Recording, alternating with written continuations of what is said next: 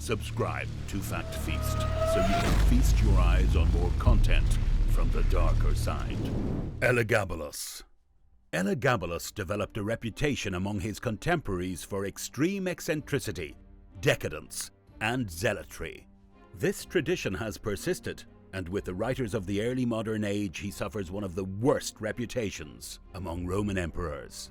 Edward Gibbon, for example, wrote that Elagabalus abandoned himself to the grossest pleasures and ungoverned fury.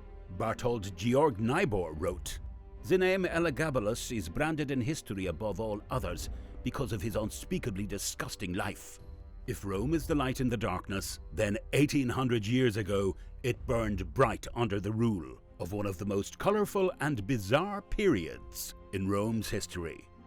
We shed some light on the short flicker that was the reign of Elagabalus so that you can decide if he really was evil or has had his character denigrated by successors and subsequently misunderstood by modern historians.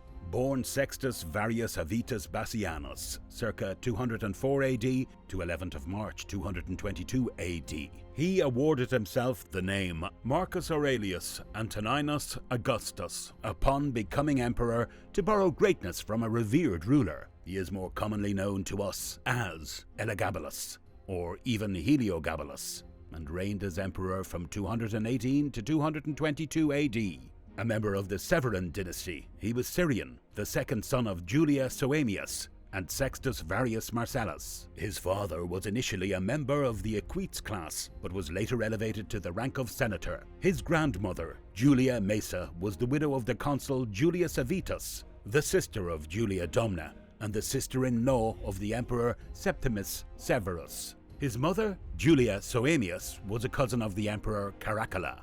His other relatives included his aunt Julia Avita Mamea and uncle Marcus Julius Gessius Marcianus, and among their children, their son Severus Alexander.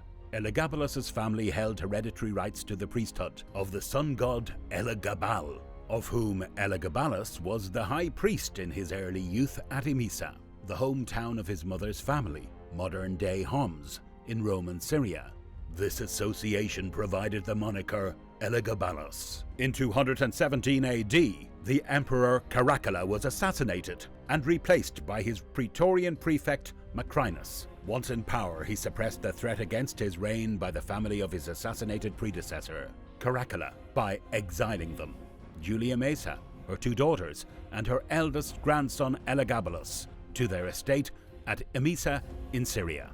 Almost upon arrival in Syria, she began a plot with her eunuch advisor and Elagabalus's tutor, Gannus, to overthrow Macrinus and elevate the 14-year-old Elagabalus as emperor. Elagabalus and his mother readily complied and announced, falsely, that he was the illegitimate son of Caracalla, therefore due the loyalties of Roman soldiers and senators who had sworn allegiance to Caracalla. After Julia Maesa displayed her wealth to the 3rd Legion at Raphana, they swore allegiance to Elagabalus. At sunrise on 16th of May 218 AD, Publius Valerius Comazon Euthychanus, commander of the legion, declared him emperor. To strengthen his legitimacy through further propaganda and the illusion of descent from Marcus Aurelius, Elagabalus assumed Caracalla's names, Marcus Aurelius Antoninus. In response, Macrinus dispatched his praetorian prefect Ulpius Julianus to the region with a contingent of troops he considered strong enough to crush the rebellion.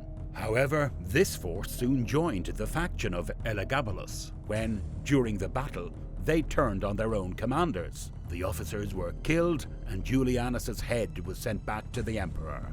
Macrinus now sent letters to the Senate denouncing Elagabalus as the false Antoninus and claiming he was insane. Both consuls and other high-ranking members of Rome's leadership condemned him, and the Senate subsequently declared war on both Elagabalus and Julia Maesa.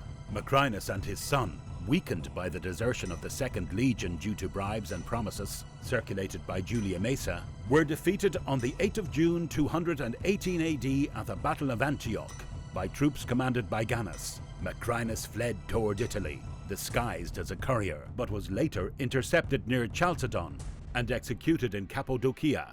His son Diadumenianus sent for safety to the Parthian court, was captured at Zeugma and also put to death.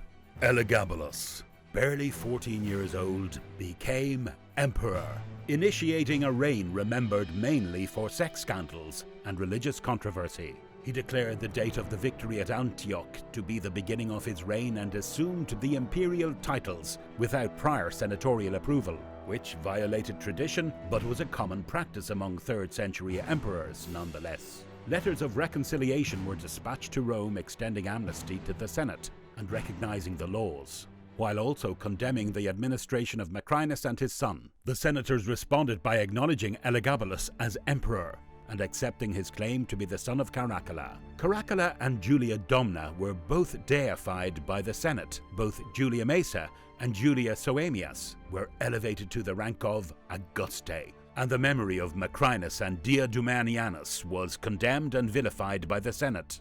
The former commander of the 3rd Legion, Commodus, was appointed to the commander of the Praetorian Guard. Elagabalus and his entourage spent the winter of 218 AD in Bithynia at Nicomedia, where the emperor's religious beliefs first presented themselves as a problem. The contemporary historian Cassius Dio suggests that Ganes was in fact killed by the new emperor because he pressured Elagabalus to live temperately and prudently. To help Romans adjust to having an oriental priest as emperor, Julia Mesa had a painting of Elagabalus in priestly robes sent to Rome and hung over a statue of the goddess Victoria in the Senate house. This placed senators in the awkward position of having to make offerings to Elagabalus whenever they made offerings to Victoria. The legions were dismayed by his behavior and quickly came to regret having supported his accession. According to the Augustan history, it was at this time that soldiers also noticed his debauched lifestyle and began plotting. This history, as a source, needs to be treated with caution, however, as a great deal of it is unreliable and written long after Elagabalus' reign, unlike the works of contemporary historians Cassius Dio and Herodian, which largely concur and are considered not to have as much potential for political motivation. You will hear more salacious tales from the Augustan history describing Elagabalus' supposed morally bankrupt lifestyle later in this video. While Elagabalus was still on his way to Rome, brief revolts broke out by the 4th Legion at the instigation of Gellius Maximus, and by the 3rd Legion, which itself had been responsible for the elevation of Elagabalus to the throne. Under the command of the senator Verus, the rebellion was quickly put down and the 3rd Legion disbanded. When the entourage reached Rome in the autumn of 219 AD, Commodus and other allies of Julia Mesa and Elagabalus were given powerful and lucrative positions, to the annoyance of many senators who did not consider them worthy of such privileges. After his tenure as Praetorian Prefect, Commodus served as the city prefect of Rome 3 times and as consul twice. According to Cassius Dio, Elagabalus tried to have his presumed lover, Hierocles, declared Caesar, while another alleged lover, the athlete Aurelius Zoticus, was appointed to the non-administrative but influential position of Cubicularius. He lavished favors on male courtiers popularly thought to have been his lovers. The Augustan history tells us the honors, ranks, and power was bought and sold by his agents, who were often also his lovers. Senatorial and military positions as well as roles in the palace were awarded in return for money, irrespective of the recipient's social standing. The Augustan history tells us that he appointed a dancer as prefecture of the guard. A charioteer named Gordius was given prefect of the watch, and a barber named Claudius was placed in charge of the grain supply. Other positions were said to have been handed out by Elagabalus, according to the size of a man's private parts. His offer of amnesty for the Roman leadership was largely honored, though the jurist Ulpian was exiled. The relationships between Julia Mesa, Julia Soaemias, and Elagabalus were strong at first. His mother and grandmother became the first women to be allowed into the Senate, and both received senatorial titles. Soaemias, the established title of Clarissima, and Mesa, the unorthodox, Mater Castrorum et Senatus, mother of the army camp and of the Senate. The Augustan history attacks the virtue of Soaemias, describing her as a fornicator and calling into question the lineage of Elagabalus. Nevertheless, Her title Augusta suggested that both she and Julia Mesa may have been the power behind the throne. Indeed, they exercised great influence over the young emperor and can be found on many coins and inscriptions, a rare honor for Roman women. Though Elagabalus would prove to be highly independent, set in his ways, and impossible to control. Since the reign of Septimius Severus, sun worship had increased throughout the empire. Elagabalus saw this as an opportunity to install Elagabal as the chief deity of the Roman pantheon, which had been initially venerated at Emesa. The god was renamed Deus Sol Invictus, meaning God, the undefeated sun, and he had it replace the traditional head of the Roman pantheon, Jupiter. This form of the god's name is a Latinized version of the Syrian La Hag Gabal, which derives from La, a Semitic word for God, and Gabal, an Arabic word for mountain, resulting in the god of the mountain, the Emesene manifestation of the deity. As a token of respect for Roman religion, however, Elagabalus joined either Astarte, Minerva, Urania, or some combination of the three to Elagabal as consort. A union between Elagabal and a traditional goddess would have served to strengthen ties between the new religion and the imperial cult. In fact, there may have been an effort to introduce Elagabal, Urania, and Athena as the new Capitoline triad of Rome, replacing Jupiter, Juno, and Minerva. The cult of the deity spread to other parts of the Roman Empire in the 2nd century. A dedication has been found as far away as Verden in the Netherlands, near the Roman Limes. The god was later imported and assimilated with the Roman sun god known as Sol Indegus in Republican times and as Sol Invictus during the 2nd and 3rd centuries AD. In Greek, the sun god is Helios, hence Heliogabalus, a hybrid conjunction of Helios and Elagabalus. A name Elagabalus is also known by today. He built a lavish temple called the Elagabalium on the east face of the Palatine Hill to house Elagabal, represented by a black conical meteorite from Emesa. Herodian wrote, "This stone is worshipped as though it were sent from heaven. On it there are some small projecting pieces and markings that are pointed out, which the people would like to believe are a rough picture of the sun, because this is how they see them." The most sacred relics from the Roman religion were transferred from their respective shrines to the Elagabalium, including the emblem of the Great Mother, the fire of Vesta, the shields of the Sali, and the Palladium, so that no other god could be worshipped except in association with Elagabal.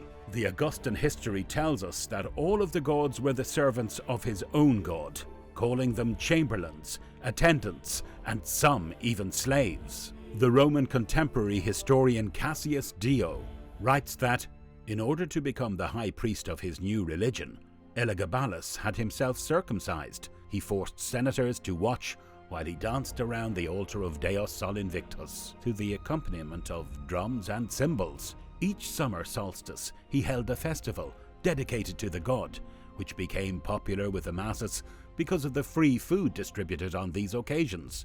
During this festival, Elagabalus placed the Emesa stone on a chariot adorned with gold and jewels, which he paraded through the city. Herodian, who was a Roman civil servant and contemporary writer, describes the festival. A 6-horse chariot carried the divinity, the horses huge and flawlessly white, with expensive gold fittings and rich ornaments. No one held the reins, and no one rode in the chariot. The vehicle was escorted as if the god himself were the charioteer. Elagabalus ran backward in front of the chariot, facing the god and holding the horse's reins. He made the whole journey in this reverse fashion, looking up into the face of his god. The Augustan history goes to great lengths to tell tales of his decadence and debauchery concerning all aspects of his lifestyle. Modern historians generally agree that these sections are unreliable and may have been written to amplify the appearance of wickedness to later readers in the 4th century. Even the anonymous writer of this history discounts one story as invented so as to win favor from Alexander Severus. This the story that he had baths constructed merely for his sole and single use before having them demolished.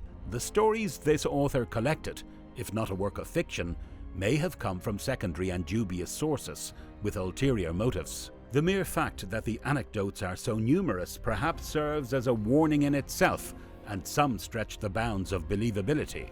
Nevertheless, although there are too many to mention every one, it is worth recounting some of these tales as they frame the narrative. A propaganda campaign against Elagabalus, traditionally attributed to Julia Avitus Mamea, was instituted after his death. Many denigrating and false stories were circulated about him, and his eccentricities may have been exaggerated.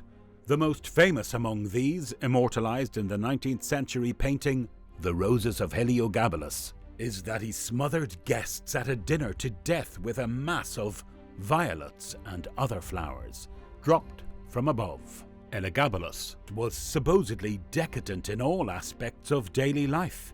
His banquets were extravagant. At one dinner he is said to have served 22 courses of enormous dishes. Between each course he would bathe and fornicate. At another meal he is said to have served 600 ostriches at tables, merely for the brains to be eaten. Indeed, many of the accounts written tell of his excess in all manner of things, not least his lusts, which are stated to have surpassed those of Tiberius, Caligula, and Nero. Profligacy followed him everywhere, from travelling in excessively large convoys of carriages to burning the most expensive perfumes and bejeweling all manner of buildings and furniture with the richest of ornaments and precious jewels. The question of Elagabalus's sexual orientation is confused, owing to salacious and unreliable sources. Elagabalus married and divorced 5 women, 3 of whom are known. His first wife was Julia Paula, the second was the Vestal Virgin Julia Aquilia Severa. He aroused further discontent when he married Aquilia Severa, claiming the marriage would produce godlike children. This was a flagrant breach of Roman law and tradition, which held that any Vestal found to have engaged in intercourse was to be buried alive. Thus he violated their chastity and sacred rites. Within a year, he abandoned her and married Annia Aurelia Faustina, a descendant of Marcus Aurelius and the widow of a man he had recently had executed. He returned to his second wife Severa by the end of the year. According to Cassius Dio, his most stable relationship seems to have been with his chariot driver, a blonde slave from Caria named Hierocles, whom he referred to as his husband. The Augustan history claims that he also married a man named Zoticus, an athlete from Smyrna, in a public ceremony at Rome. Cassius Dio reported that Elagabalus would paint his eyes, depilate his body hair, and wear wigs before prostituting himself in taverns, brothels, and even in the imperial palace. Finally, he set aside a room in the palace and there committed his indecencies, always standing nude at the door of the room, as the harlots do, and shaking the curtain which hung from gold rings, while in a soft and melting voice he solicited the passers-by. There were, of course, men who had been specially instructed to play their part, for, as in other matters, so in this business too, he had numerous agents who sought out those who could best please him by their foulness. He would collect money from his patrons and give himself airs over his gains. He would also dispute with his associates in this shameful occupation, claiming that he had more lovers than they and took in more money. Herodian commented that Elagabalus enhanced his natural good looks by the regular application of cosmetics. He was described as having been delighted to be called the mistress, the wife, the queen of Hierocles, and was reported to have offered vast sums of money to any physician who could equip him with female genitalia. Elagabalus has been characterized by some modern writers as transgender or transsexual. By 221 AD, Elagabalus's eccentricities, particularly his relationship with Hierocles, increasingly infuriated the soldiers of the Praetorian Guard. When Julia Mesa perceived that popular support for the emperor was quickly wavering, she decided that he and his mother, who had encouraged his religious practices, had to be replaced. As the alternatives, she turned to her other daughter, Julia Avita Mamea, and her son, the 13-year-old Severus Alexander. Convincing Elagabalus to appoint his cousin as his heir, Alexander was bestowed with the title of Caesar and shared the consulship with the emperor that year.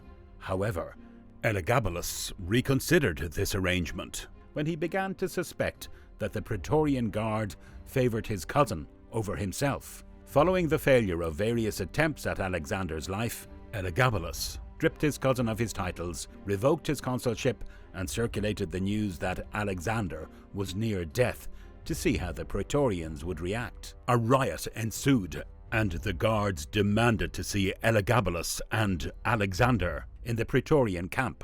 The emperor complied, and on the 11th of March 222 AD, he presented his cousin, along with his mother Julia Paula.